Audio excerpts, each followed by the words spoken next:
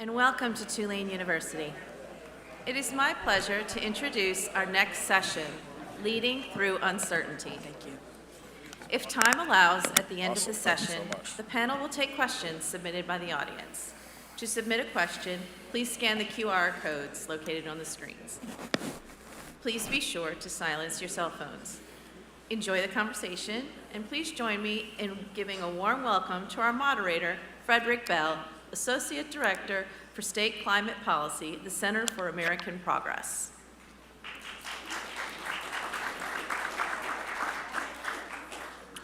Well, awesome. Well, good morning, everyone. How are we doing?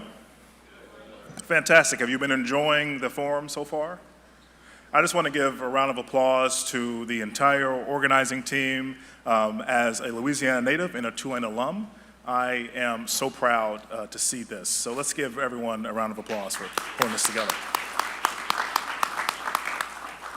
And as Nicole, the voice of God, mentioned, I am Frederick Bell, and I am proud to work at the Center for American Progress, but all views and opinions expressed here on the stage today are my own.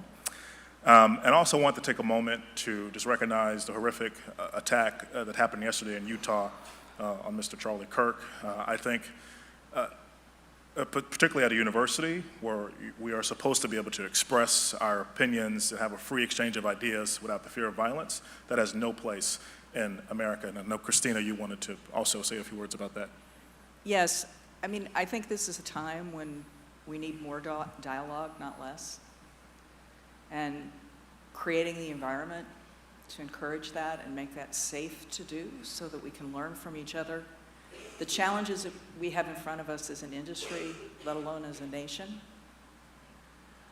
require finding a way to move forward together. And this is a real loss for his family, and I think for all of us, in that it runs the risk of chilling our opportunity to engage in dialogue. So, yes, and I know I'll be praying for Mr. Kirk and his family, as well as all the victims of senseless violence happening around the world. So, thank you for that, and we'll get started. So, good morning again, and thank you for joining us. I am proud to be joined on the stage with Ms. Christina S. Sistrunk, who led Aera Energy from 2015 to 2020, and that's one of California's largest energy producers, through rapid market changes, shifting climate policies, and major technological innovation. Today, we'll explore what it means to lead through uncertainty in an era defined by energy transition. So, Christina, thank you for being here. Now first, tell us a little bit about where you're from and what led you to the energy field. So I grew up in a town of 7,000 people in northwestern Ohio. And I decided I wanted to be an engineer because I like science and math. I had never actually met an engineer until I went to The Ohio State University. Graduated in chemical engineering. When I applied to colleges, I actually thought I wanted to do synthetic fuel research. So for those of you that perhaps more closely match my age, you remember the gas lines and the scarcity of fuel, and subsequently at a national level thinking that we were going to run out of conventional fuel sources. So I thought I would do synthetic fuel research. Along the way, I got involved with the oil and gas industry in South Louisiana and kind of fell in love with both the industry and the people, their can-do spirit, and understanding how energy drives the economy and what it means to people's day-to-day quality of life, and how that ripples through society. So I started as a production engineer and moved up in the ranks. I started to figure out that actually the greatest challenges that we had, while technical challenges were difficult, with the right people in the room, the technical challenges were usually the easy part of the equation. And I took increasing roles in leadership to work on the other parts of the equation, how the system worked, how people work together, how you actually unleash the potential that people have to work together to solve important problems. And that's what I spent my career doing. Absolutely. And so we'll dive more into that here in a second. So during your tenure as CEO of Aera Energy, you faced market volatility, regulatory change, and evolving expectations around climate action. Which moments tested your leadership the most, and how did you approach decision-making in those periods of uncertainty?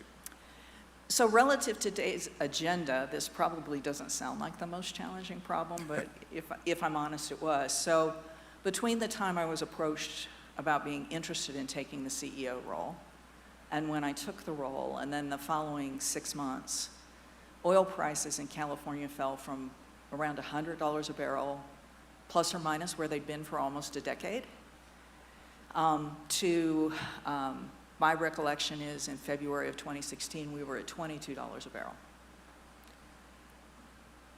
So think of any business you know and what it means to an organization to see their revenue drop by 80% in a 12-month period. That's a challenge. I came into an organization with a long and successful history that I did not know, and they did not know me. My executive leadership team, I did not know. I was new. I had never worked in California. Everything was different. The politics were different. The geology was different. The technology was different. Didn't know the community. And yet, I had to right the ship that could not be successful and continue to operate they did in the world that we were looking at and the forward look that we had at the time for where oil prices were going to be. This is a company that had been in existence for almost 20 years. They had never had a downsizing of any kind. And we had grown into an organization that was no longer affordable. So I had to figure out how to get to know the organization very quickly, understand what was working and what wouldn't work going forward, understand how to rally the organization to step into that challenge, and retain the core capabilities that had made the organization so successful, right? Give people a feeling of, certainly there was a regret that we had to go through what we did, but that we could emerge with a stronger culture coming out the other side, because those that left had been treated with respect. And those that remained understood the challenge of what we had in front of us, and that our principles and values as a company had not changed, but we had to respond to the external events that we were facing. And at the end of the day, part of being a sustainable company is making sure that you have a business model that allows you to continue to invest where you want to invest, in your people, in technology, in the community, right? But you've got to have the financial strength to be able to do that. And so that became my first order of business. It wasn't how I wanted to start the job, but we don't always get to pick where we play. Sometimes you just have to step into what is needed in the moment. Absolutely. California's push toward decarbonization created both challenges and opportunities for traditional energy producers. How did you balance meeting ambitious climate goals with ensuring operational stability and investor confidence? So for Aera, so Aera was a privately owned company. Our shareholders were two international oil companies that did not see eye to eye on a lot of things. So I'll get to the investor portion in a moment. I think the bigger challenge was taking the time to understand and connect with some of the key people in the administration and the legislature to really understand not just what their stated goals were, but why were those goals important to them? What did the signs of success look like? Was there any room in their vision for continued oil and gas production? And if so, what did that look like? It was a really interesting conversation. I can remember sitting down with a very senior member of the administration at the time. And when I asked, is your goal reduce greenhouse gases, or is your goal cleaner air? Because many people don't realize that those are not mutually inclusive. They're not the same thing. She actually was stunned. And she said, well, what's the difference? Right? So we had an interesting conversation about that. At the end of the day, her answer was, well, we need both of those. And I'm like, okay, so let's talk about pathways to get there while preserving energy security for the state, right? California, so I want to say this was 20 or 25 years ago. It may have been longer. I should have checked the dates before this session, I'm sorry. But under the administration of Governor Gray Davis, experienced blackouts because they hadn't thought about energy resiliency.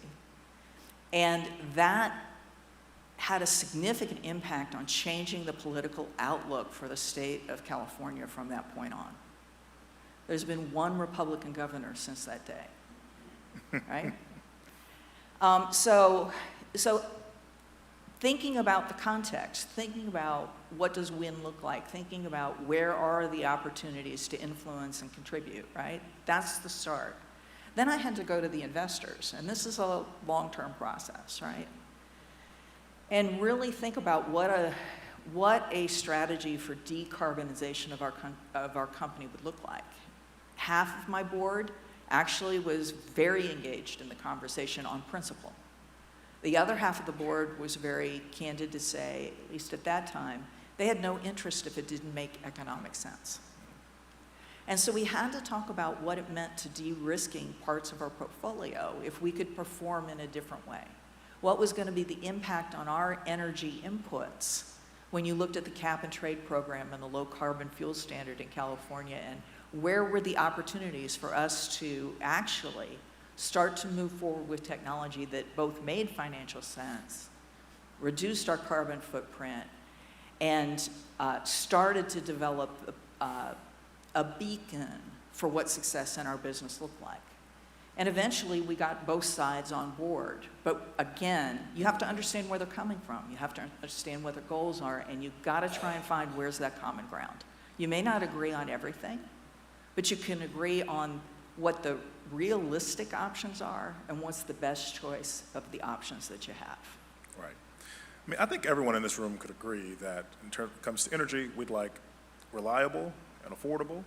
And a phrase you mentioned during your last answer, rolling blackouts. And I think many of us take for granted the fact that the power that we have here, the power that we have in our homes, like that we like for that to be reliable.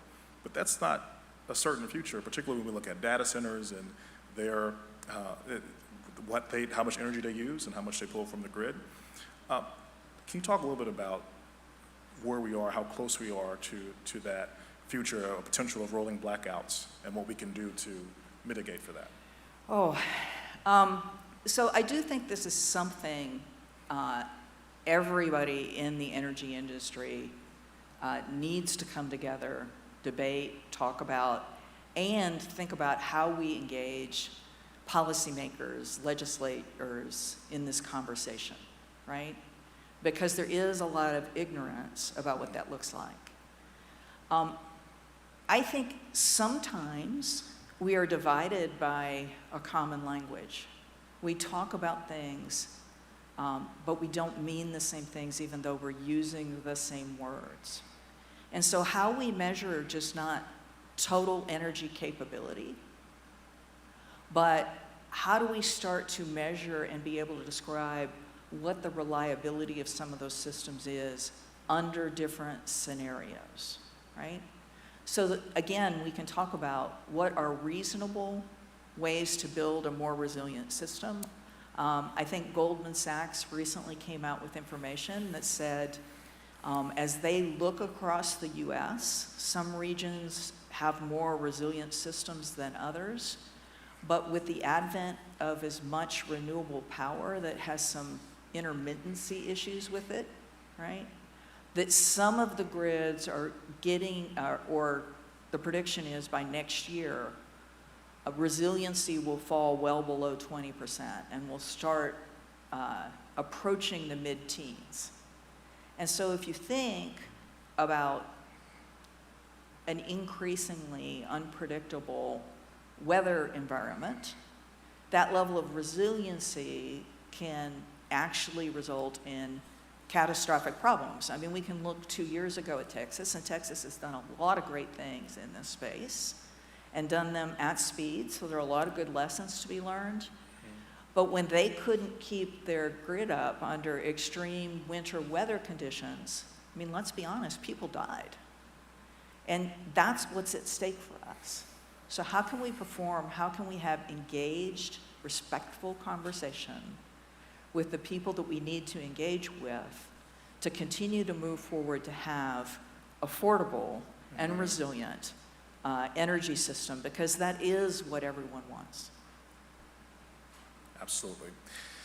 Now, it's no secret, fossil fuel companies have played an outsized role in emitting greenhouse gases that accelerate climate change. I think a recent article in Axios noted that 3 out of the 5 publicly traded companies, Chevron, ExxonMobil, BP, were responsible for a fifth of the climate-related damages, collectively linked to over $5 trillion in heat-driven causes.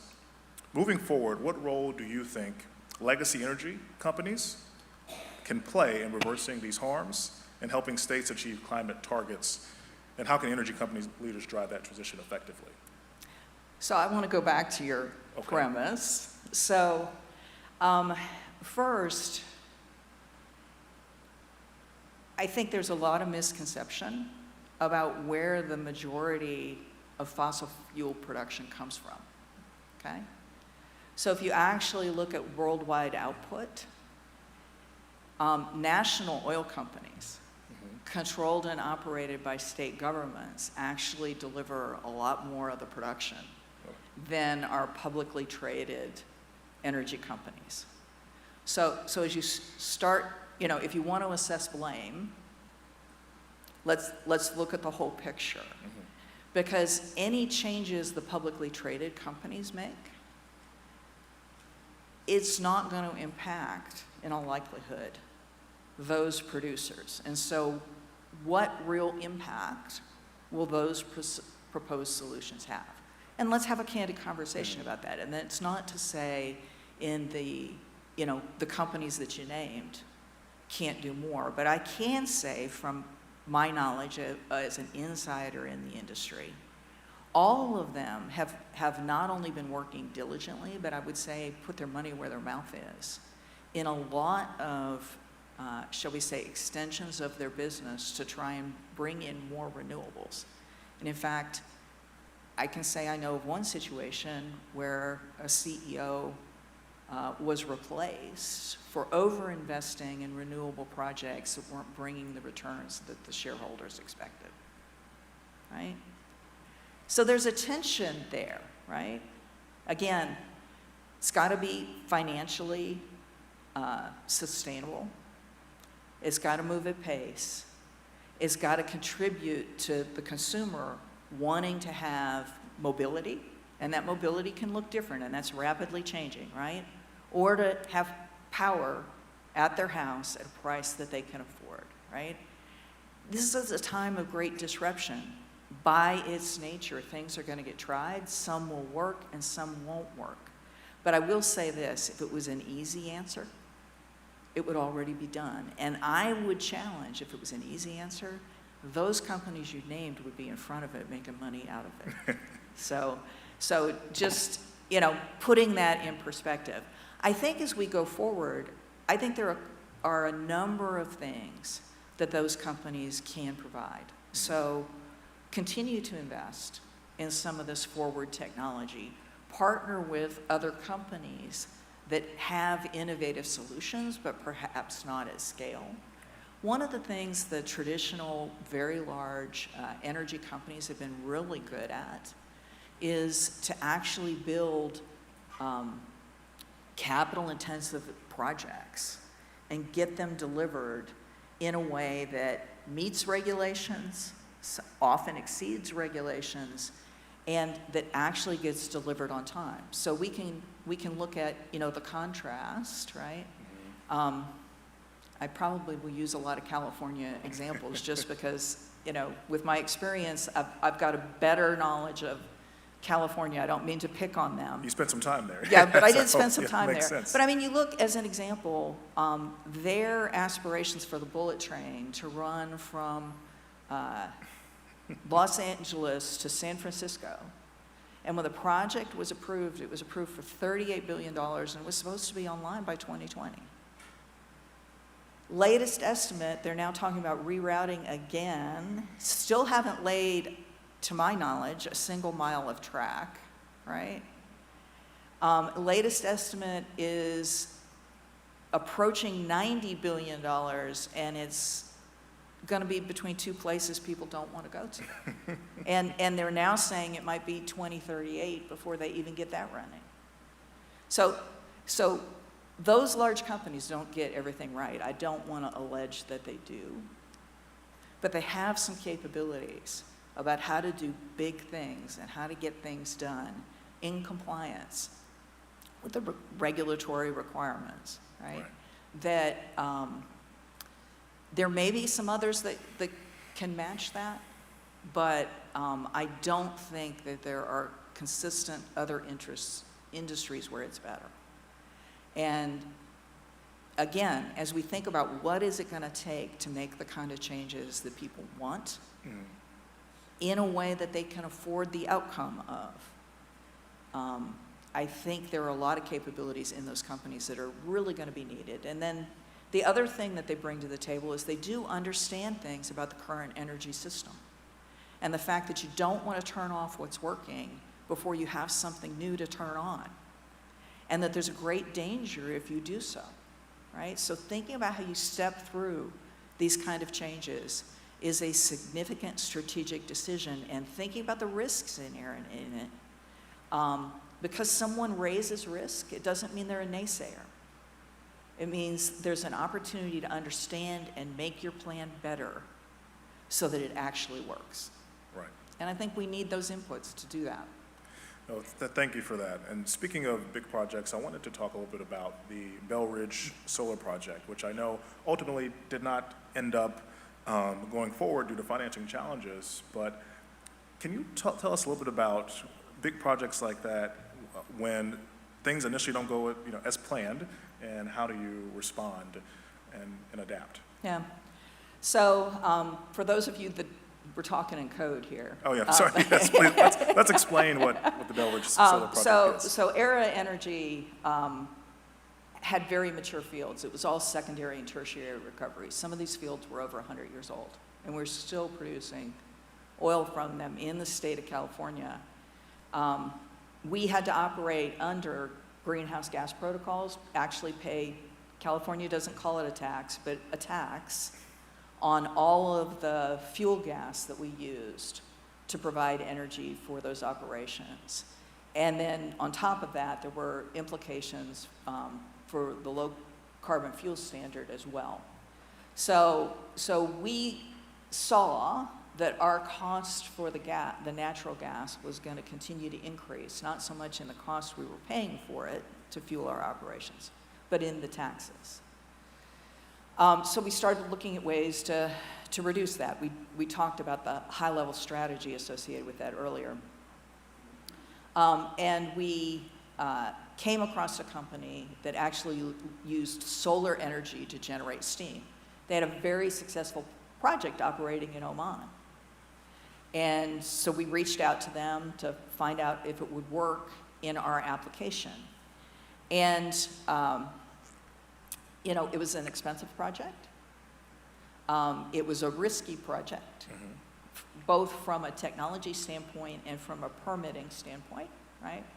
We knew we had the capability to build it, but we needed their design expertise. And they assured us that they had a strong enough relationship with the financial community that their part of the project would be to bring financing to the table. So essentially we entered into an agreement with them for them to do the design, us to do the construction. They would continue to own it, and we would lease the solar generated steam back from them, right? And it would be built on our land, right? And operated by our people. lot of due diligence, teams sent to Oman to understand how the existing system worked, what made it work. Really impressive technology, right? But as we think about this, this path forward, we ran into financing problems because it is new technology.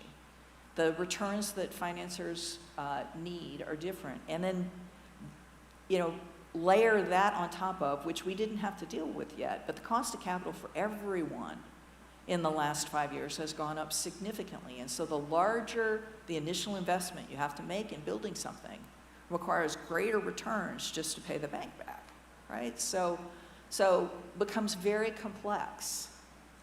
And so for us, to the good of our company, we have thought about what those financial risks were, how much exposure we wanted to have, how much we were willing to invest, because we had to invest a significant amount of money in our own people's time and some of the design work and how we would interface our equipment with their equipment. We spent millions just on the pre-planning to have it fall apart. But we had the financial capability to do that, and it was part of a portfolio of actions that we were taking. So we didn't overextend ourselves to the point that we had risked the company. It was regretful. Certainly, my board was not happy that we had spent that money and couldn't get it across the goal line. But we'd had a good conversation about risk, and we knew that, as a new groundbreaking kind of project, success was not assured. Yeah. I think we took the right approach. There were other projects that we worked in the same vein, and some worked and some didn't. And it's thinking about how you manage risk across your portfolio to drive that agenda forward in a way that still allows the company to be successful, but it moves you towards your goals. So what do you believe was your proudest accomplishment during your tenure at Aera Energy? My proudest accomplishment. I think during my tenure at Aera, we improved the capability of the company. We improved not only the reputation of the company in the community and with our stakeholders, but I think our work helped improve the reputation of the industry because of our willingness to be transparent, engage, and be involved. And when I say that, we embarked, so you can say improved, well, you started from a pretty low score. We actually embarked on an effort recognizing the industry tended to do a lot of the right things, but we didn't talk about them, and people didn't trust us. So we said, how do we measure that? We contracted with someone who specializes in monitoring social media, and not just like how many social media posts you have, but how many people respond? How many people will volunteer to go to events? Are they actually engaged, right? And when we first ran the survey, the state of the oil and gas industry in California had a 3% positive rating. Yeah. 3%? 3%. Okay. Wait, within the whole state or just within in the whole Kern state? County? Within the whole state. Okay. When I retired from Aera, the last report that I saw, we had moved that to over a 35% positive rating. So it's improvement. Was it adequate for where we needed to be? I would say no. But having a lot more engaged conversations about what was the industry doing right, what did we need to do more of, even simple things. I can remember we had the 100th anniversary of our Ventura field, which is, on the hills overlooking Ventura, California, right? On a clear day, you can see the ocean from where we had been producing oil for over 100 years. And there was a historical building on site because when those fields were originally developed, people actually lived on the field site, and you would have a small community there. So their central meeting area was a historically preserved building from that period in time. So for the 100th anniversary, we decided to open, to have an open house for everybody in Ventura that wanted to come. And it was kind of heartbreaking to me, but also telling to me that I was speaking with one of the community members at that event, and he looked at me and he said, I have lived down the hill for 25 years, I think he said. He said, I had no idea what you did up here. Well, that doesn't create trust. And it doesn't matter if you're doing all the right things. If people don't know about it and they don't think they can trust you, it won't matter in how they think about you or what they're willing to have the political will for you to continue to do or not do, or whether they see you as having the capability to help solve not just the problems of today, but the problems of tomorrow. That reminds me of a saying, no one cares how much you know until they know how much you care. So I think that is critical. And I do want to make space for audience questions. So my final question to you, I have a lot more, but I'll ask you one final question. I want to make sure the audience is submitting their questions. I believe there's a QR code where you could submit your question. Across your career, Christina, beyond any single project, what is the most important leadership lesson you've learned about navigating uncertainty that you believe applies to leaders in any sector?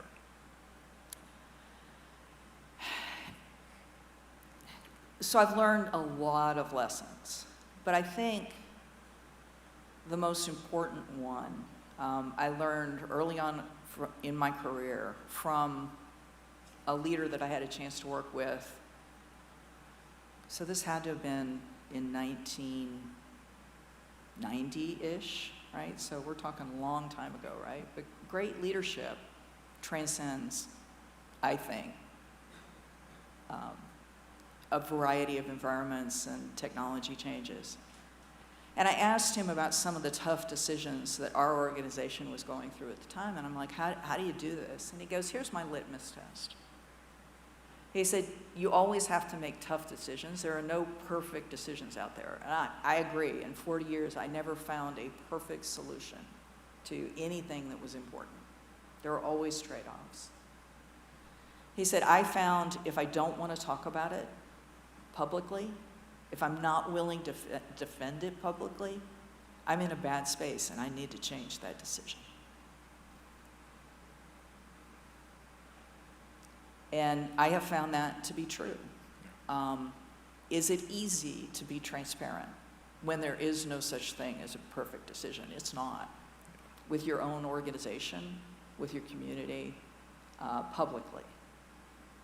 I think this goes back to our early comments. But having civil discourse, talking about what the real options are and talking about why the path forward that has been chosen is the best out of the rational decisions you've got in front of you. It, over time, builds confidence because people know that they can count on you. They know that you really are bringing your best self in their interest to move forward. And I think that's what matters. Absolutely. And I think in difficult times, sometimes there are bad decisions and worse decisions, and you just have to choose one of them. The best of what you've got in front of you, Absolutely. and that's all any of us can do. But I think it's a good decision now to go to audience questions. So I know if there are any, Nicole, please shout them out. 100% of Texas load growth in the last year was provided by solar, and Texas has not seen the same price volatility as in previous years. What does this tell you about the current and future of solar's role in power generation? So first, I'm going to say I am not a solar expert by a long shot, okay? But I can say when I retired, we moved to Houston for 3 years while I kind of transitioned through various things that we needed to take care of. Texas has a system that is very consumer-driven. So when I went to get our utility contract, right, I probably had a choice to pick between 20 different plans and providers. And I could choose renewable at X cost, and sometimes it was and did I want a variable cost plan or a fixed cost plan, right? And it puts the consumer in charge of, if it's a variable cost plan, do they want to manage their bill based on those constraints that they're signing up to? If it's a fixed cost plan, it is a little bit more for a fixed cost plan, but you take the uncertainty out of it, right? Again, your commitment as a consumer, do you want to pay 1 or 2 cents more for renewable than non-renewable? At the time, that's what I'm remembering the price differential was per kilowatt hour. I think they have created a system where the solar providers have to think about how do they provide energy both reliably and at a reasonable cost to consumers to commit to those contracts that consumers get to choose, right? And I don't know of very many places where the choice for electricity isn't taken out of the hand of the consumers, where it's more of a monopoly. And so solar providers are being successful. Evidently, they're finding the ability to get capital and capital returns on their investment. Solar prices have already also, for the equipment, I know has come down dramatically, right? So they can be cost competitive. But I think, there are lessons there, right? So there are also lessons, as we talked about earlier, about what not to do, and they've had to make some changes in their system as a result of that. But I think it shows that it is a viable option. But again, what is the suite and system around it that allows it to be viable with the intermittency that comes from the nature of solar? So I think it is a part of the solution for the future. Do you think battery storage is getting any better to help deal with the intermittency Yes, issue? but again, how much storage for what kind of events? Yeah.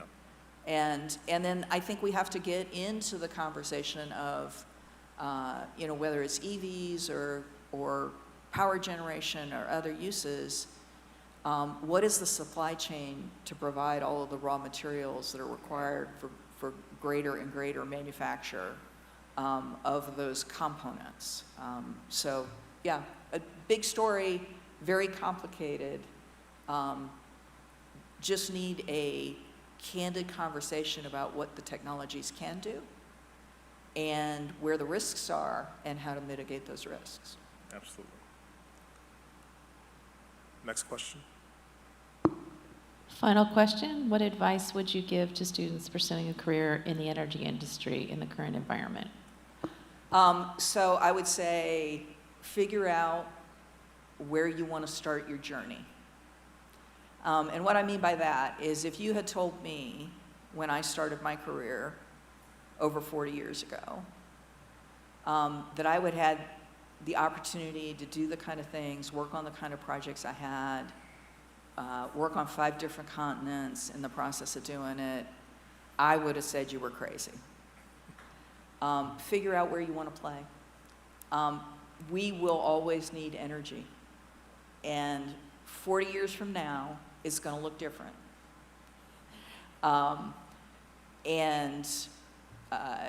We can argue all day long what my view of that difference is and what your view of that difference is. I do think AI will have an impact, and learning to use it effectively so that you can be even more effective and can add value wherever you've decided to play, will make a difference. I would encourage you to get in a role with a company that believes in supporting continued education, learning, and development,